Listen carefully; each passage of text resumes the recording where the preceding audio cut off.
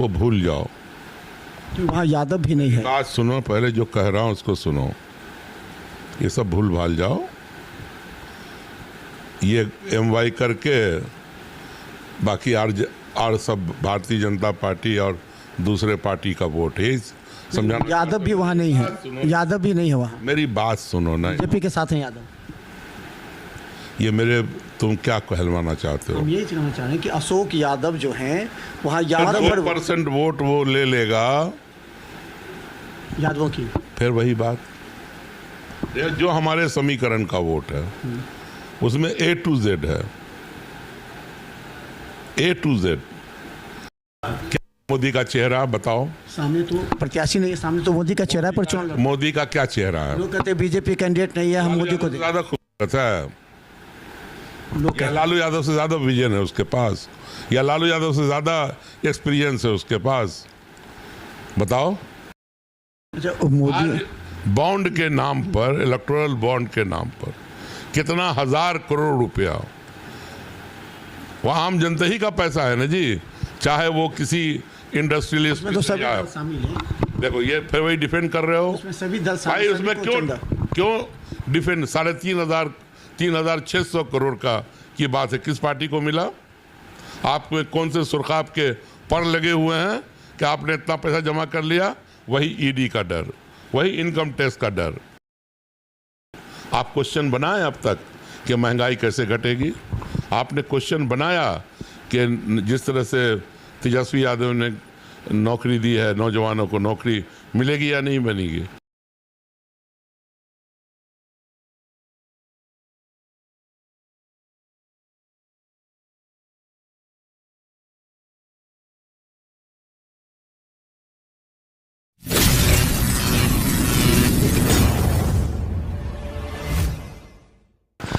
नमस्कार, बिहार मिथिला न्यूज़ में आपका स्वागत है। मैं हूं मनोज। देखिए, बिहार की राजनीति और खासकर इस बार लालू प्रसाद यादव और तेजस्वी यादव, जिनके कंधों पर जिम्मेवारी तय करते हुए वहां की सिंबल के साथ टिकट दिया, एक बड़ी जिम्मेवारी उनके कंधों पर है। हम बता दें, हमारे साथ मोहम्मद अशरफ फातमी हैं, जो कि मधुबनी लोकसभा चुनाव में रोड शो के जरिए अपना दबदबा वहां दिखा चुके हैं सामने वाले भाजपा प्रत्याशी पर। कई ऐसे सवाल हैं, कई ऐसी चुनौतियां हैं जिस पर हम बात करेंगे। मधुबनी लोकसभा और खासकर दरभंगा जिला के जो 2 विधानसभा हैं, वहाँ के लोगों को सुनना चाहिए कि आखिर मोहम्मद अली फातमी का टारगेट क्या है। टारगेट क्या है आपका? टारगेट है जीत। इंडिया गठबंधन को बिहार में सभी जगहों पे जिताना, और उसमें मधुबनी लोकसभा भी आता। और बड़ी खुशी की बात है कि उसमें 2 असेंबली सेगमेंट दरभंगा से भी है, और एक से तो हम 4 मरतबा लोकसभा के मेंबर भी रहे हैं, केवटी। तो 2 दरभंगा से है, 4 मधुबनी से है। तो बिल्कुल हम लोगों ने निश्चय किया है, और जितने साथी हैं लगातार हम लोग बैठ रहे हैं, और बस लक्ष्य एक है कि अच्छे मार्जिन से मधुबनी को जीता जाए। साथ ही साथ, क्योंकि मैं यहाँ दरभंगा का भी रहने वाला हूँ, यहाँ से भी लोकसभा का मेंबर रहा हूँ, तो दरभंगा से भी ललित कुमार यादव जी जीते। लक्ष्य सीधा है, मिथिलांचल के अंदर बड़ी कामयाबी पार्टी को दिला। 3 विधानसभा के जरिए ही आप जीतने का ख्वाब देख रहे हैं? नहीं, 2 असेंबली सेगमेंट दरभंगा से मधुबनी लोकसभा में आता है। देखिए, कोई एक असेंबली सेगमेंट लोकसभा का सोच ले कि हम जिता देंगे, ये नामुमकिन है। जब तक कि 6 जगह से वोट नहीं आएगा, कामयाबी नहीं मिलेगी। इसलिए हम लोग बिल्कुल लगातार 6 जगहों पर एक ही जैसा काम करेंगे और कर रहे हैं। एक बड़ी चुनौती आपके लिए, 3 चुनौतियां हैं। पहली चुनौती MY समीकरण में यादव मत, जो कि अशोक यादव के साथ रहा है, रहता है, क्या उसको तोड़ पाएंगे? एक बात मैं तुमसे पहले भी बोल चुका हूँ, ये जो है ना गंदी जबान और गंदी बात मेरे सामने मत किया करो। मतलब आप लोग जो पत्रकार भाई हैं, इनका ये लक्षण जो है बहुत ज़माने से यही रहा है। एमवाई करके राजद को एक किनारे कर दो। ये एमवाई को भूल जाओ। तो वहाँ यादव भी नहीं है। बात सुनो, पहले जो कह रहा हूं उसको सुनो। ये सब भूल भाल जाओ। ये एमवाई करके बाकी और सब भारतीय जनता पार्टी और दूसरे पार्टी का वोट है, समझाना। यादव भी वहाँ नहीं है, यादव भी नहीं है वहाँ। मेरी बात सुनो ना। बीजेपी के साथ हैं यादव। ये मेरे, तुम क्या कहलवाना चाहते हो? हम यही कहना चाह रहे हैं कि अशोक यादव जो हैं वहाँ यादव मत पर 2% वोट वो ले लेगा, यादवों की, फिर वही बात। ये जो हमारे समीकरण का वोट है उसमें A to Z है, A to Z। उसमें हमारी कम्युनिस्ट पार्टी है, हमारी कांग्रेस पार्टी है, आरजेडी है। इसका जो वोट बैंक है उसका अगर 2% वोट लेके वो दिखा दे, ये सब मत बोला करो, ये गंदी बात है। अच्छा, ये आप मेरी बात सुनो इधर, ये गंदी बात है। ये एक पार्टी को डिमोरलाइज करते हो आप। हम कभी भी किसी जात की बात नहीं करते हैं। हमें ब्राह्मण भी वोट देता था और देगा, हमें दलित वोट देता है, हमें महादलित का वोट आता है, हमें अति पिछड़ा का वोट आता है, पिछड़ी जाति का आम तौर से लोग वोट करते हैं। कोई हम 1-1, 2-2 वोट से नहीं जीते हैं, 1.5 लाख वोट से दरभंगा के अंदर जीते हैं। अब भारतीय जनता पार्टी तो टक्कर में भी नहीं होती थी, लेकिन उसका तो जमानत जब्त होता था। इस लोकसभा में आप 2 विधानसभा की बात कर रहे हैं, जाले और कोठी, दोनों पर भाजपा के नेता वहाँ के जो पहले से है उसकी पकड़ मजबूत है, हार चुके हैं राष्ट्रीय जनता दल के दोनों तरफ से। कैसे? देखो, ऐसा है कि क्योटी से तो जो उम्मीदवार है अभी, उसको 2 मरतबा तो डॉक्टर फराज फातमी ने हराया। अब एक मरतबा बेईमानी से आप लोग जानते हो 27 वोट या 28 वोट से बीजेपी जीत गई। आज दूसरी मरतबा कितने से हारी? 8,500 से हारी। और वहाँ से भी हमारे पहले राजद के उम्मीदवार होते थे, रामनिवास प्रसाद जी, वो जीते हैं। वहाँ से कम्युनिस्ट पार्टी जीती है। तो आप ये क्यों भूल जाते हो कि जीत हार एक साइकिल है, चलता रहता है। और सिद्दीकी साहब भी पिछली दफा बहुत कम वोटों से हारे, और हम निश्चित रूप से बहुत लंबे मार्जिन से ये दरभंगा के दोनों सेगमेंट को जीतेंगे। अच्छा, आपकी लड़ाई अशोक यादव से नहीं है, आपकी लड़ाई मोदी से है। मोदी, मेरी बात सुनो। हम 91 से ऐसे ही जो पार्टियां हैं ना उससे लड़ते रहे हैं। 91 में तो यहाँ जमानत जब्त हुआ था भारतीय जनता पार्टी का, और 96 में हमसे यहाँ 1,05,000 मतों से हारे थे। और यहीं से हमने, जब कीर्ति झा आज़ाद जी उम्मीदवार थे, 1,43,44,000 से भारतीय जनता पार्टी को हमने हराया था इसी दरभंगा में। और फिर देखिएगा इस दफा फिर हम लोग जीतेंगे दरभंगा को। तो आप बात सुनो, एक तो ये भाषा बंद करो, एमवाई मतलब आप आइसोलेट करते हो कि आरजेडी के पास इसके अलावा कोई वोट नहीं है। हमने एमवाई नहीं, मेरी बात सुनो, बात सुनो ना। इस पे मुकदमा भी हो सकता है आपके ऊपर, ध्यान रखना, ये गलत तरीका है। कोई पार्टी किसी विशेष जात या बिरादरी की नहीं होती है, समझे ना। कोई भी हम ये कहें कि हम मुसलमान हैं तो सारा मुसलमान हमें वोट दे देगा, क्यों दे देगा? आज़ादी है।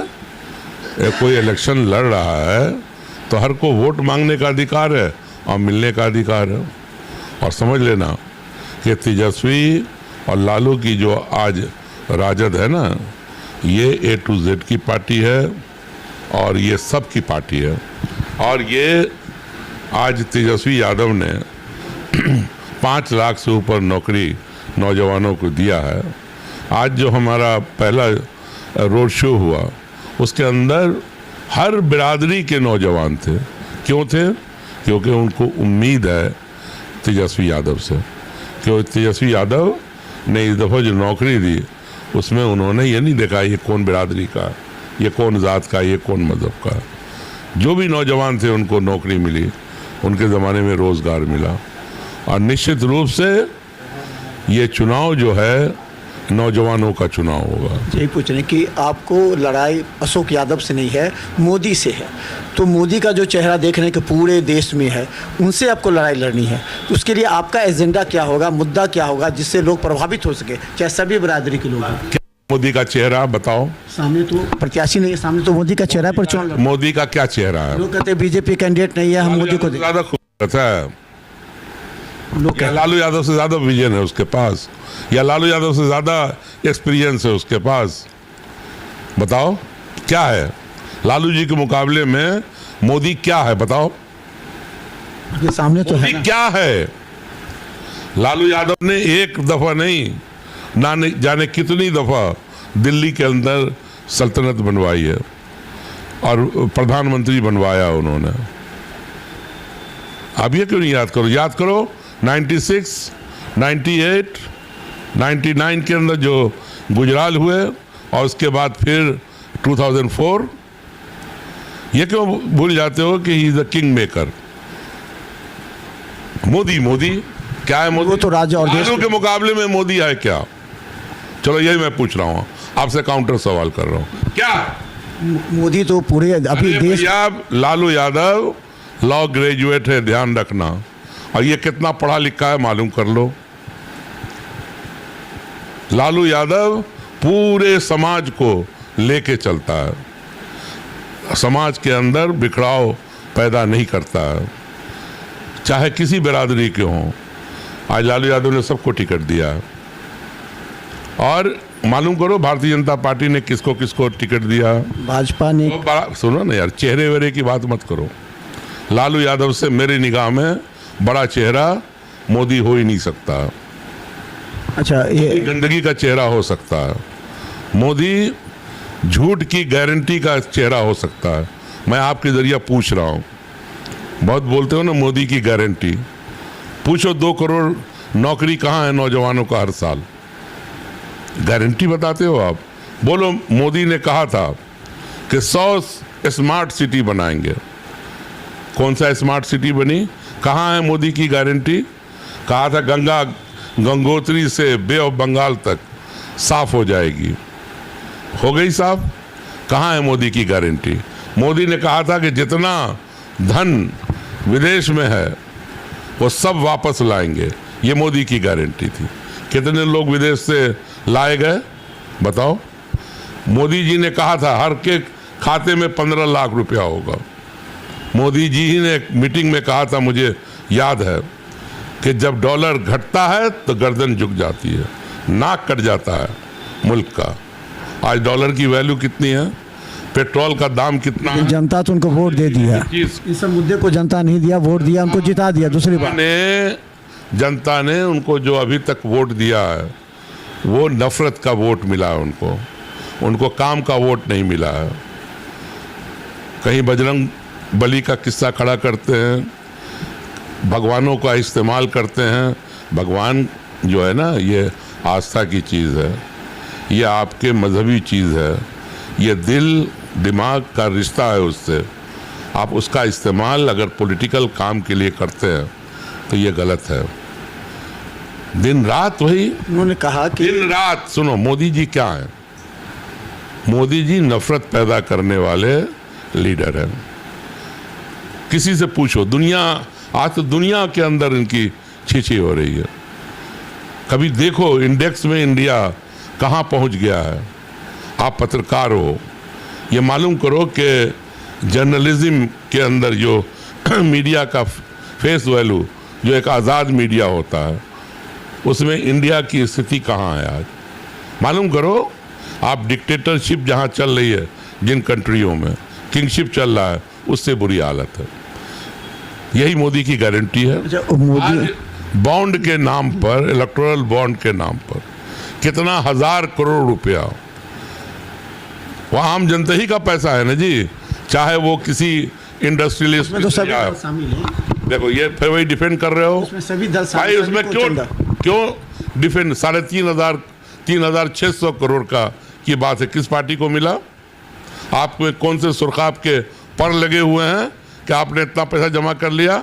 वही ईडी का डर, वही इनकम टैक्स का डर दिखा करके और पैसा वसूला बड़े बड़े घरानों से। इस मुल्क को बनना है तो यहाँ गरीब को बनना होगा। पैसा आ रहा है लेकिन कितने मुट्ठी भर लोगों के पास जा रहा है।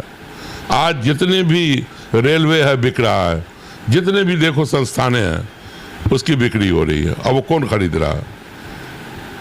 आज गरीब लोगों को नौकरी कहाँ से मिलती थी? रिजर्वेशन था रेलवे में। कल रेलवे ही खत्म हो जाएगी तो उनको नौकरी मिलेगी?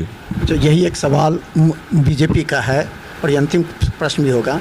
बीजेपी ने अपने घोषणा पत्र में पहले ही कहा हम 370 लाएंगे, हम राम मंदिर बनाएंगे, हम सीए लाएंगे, ये सब को लाके वो कह रहे कि हम लाएं और इसी एजेंडे पर इस बार भी चुनाव। तो क्या नफरत फैलाने पर कैसे? मैं आपसे सवाल का जवाब दे रहा हूँ। राम मंदिर सुप्रीम कोर्ट के ऑर्डर से बना है, ठीक है ना?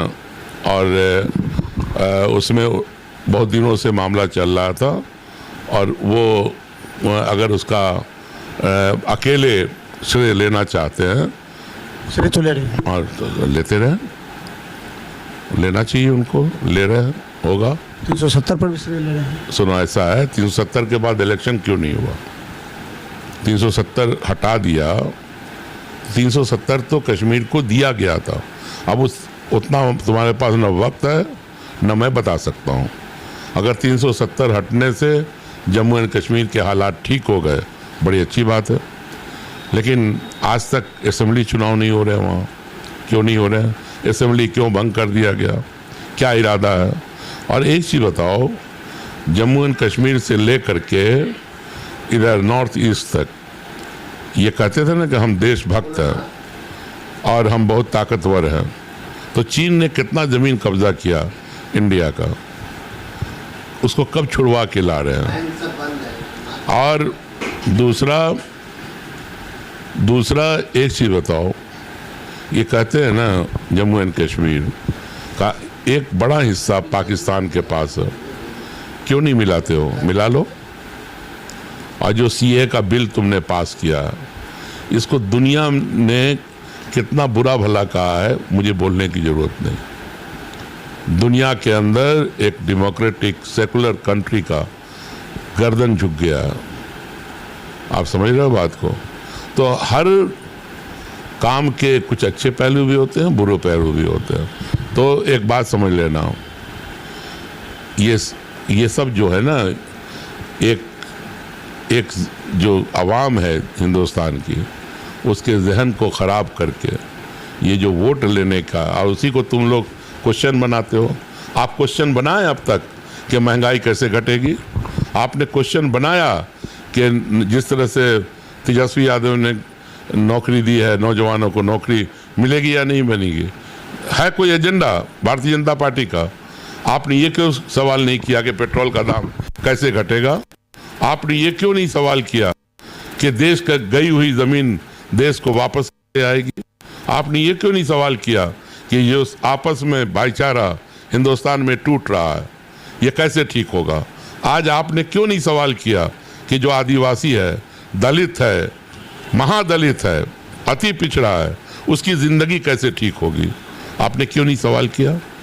आप घूम फिर करके उसी मंदिर, उसी मस्जिद, उसी सीए, उसी 370 पर आप पूरे सवाल को ले जाना चाहते हैं।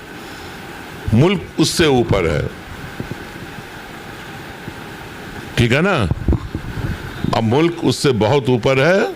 अब मुल्क को चाहिए कि जो दौलत आ रही है देश के पास, उसका बंटवारा गरीब लोगों तक पहुंचे। जो आदिवासी हैं, जो पिछड़े हैं, जो दलित हैं, उसके ज़्यादा उनका हिस्सा उनको मिलना चाहिए। क्या हो रहा है? गरीब होते चले जा रहे हैं। आज 3% लोगों के पास 73% दौलत देश की है, और उस 3% में खोजो कोई आदिवासी है, कोई दलित है, कोई पिछड़े वर्ग का लोग है, तो खोज के लाके बताओ। तो पूरी दौलत पे कब्जा करोगे और धर्म के नाम पर उसको ढकने की कोशिश करोगे, ये मुल्क के अंदर नहीं चल सकता। तो धन्यवाद जब फातिमी जी को छेड़ा जाता है तो उनकी दिल की बात जुबां पे आती है और ये इन्होंने साफ कहा कि इस बार लालू यादव और तेजस्वी यादव के चेहरे पर जो उन्होंने 5 लाख नौकरियां दी हैं, जो गरीबों के अंदर विश्वास पैदा किया है, इस मुद्दे पर और ख़ासकर नफरत फैलाने वाली शक्तियों के खिलाफ वो पूरे मैदान में उतरे हैं।